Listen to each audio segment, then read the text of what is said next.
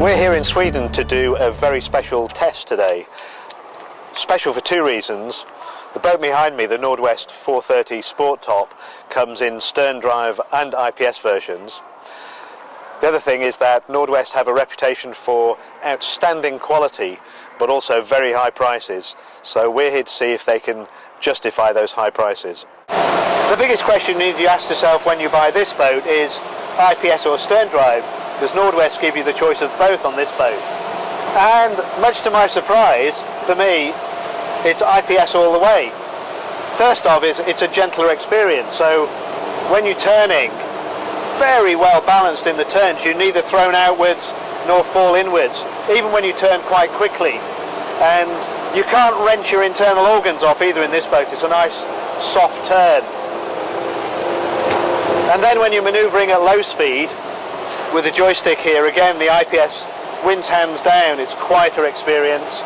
And underway as well, the boat is quieter with IPS and less vibration as well, especially in the turns.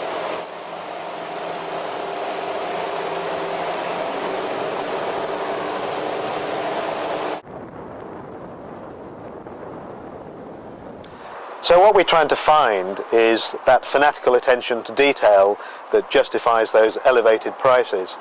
And you only have to look at one small corner of the boat to realise it's there in abundance.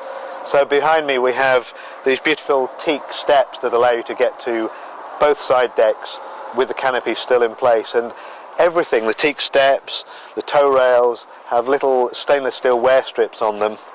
You've got beautiful cup holders built into the bright varnished mahogany in the corners here, and this is one of the very few boats I know around this sort of size which has really good solid chunky fendering, sort of fendering that will do some good. And then as an example of not so much fanaticism as obsession, even the flag, the rope holding the flag up, has a little safety clip on it so you cannot lose your flag if your knot comes undone. Most choices in life involve pros and cons, and so it is with the IPS and stern drive versions of this boat.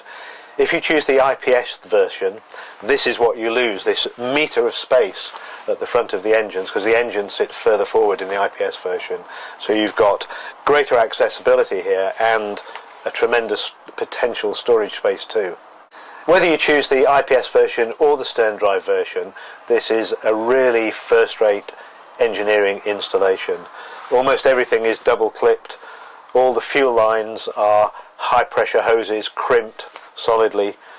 Nothing really to complain about at all down here. Down below it's just as easy to see why this boat is so expensive as it is on deck. One thing we shouldn't forget, of course, is this is a 42-foot boat with 3 cabins and 2 heads.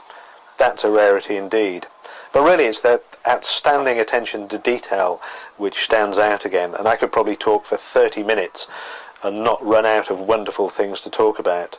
Some of the highlights though are this fantastic electric high-low table here which converts the settee into a double berth, the stainless steel wear strips around all the steps and on the door thresholds, more sockets than I've ever seen, 240 volt sockets I've ever seen in a boat, even twice the size, for all your hair dryers and kettles and so on. Privacy blinds overhead and fiddles everywhere. The detail just goes on and on and on. It more than justifies its price. And if I were to pick one boat, one 42-footer, which I consider to be the best boat, best built boat in its class, I'm pretty certain this will be it.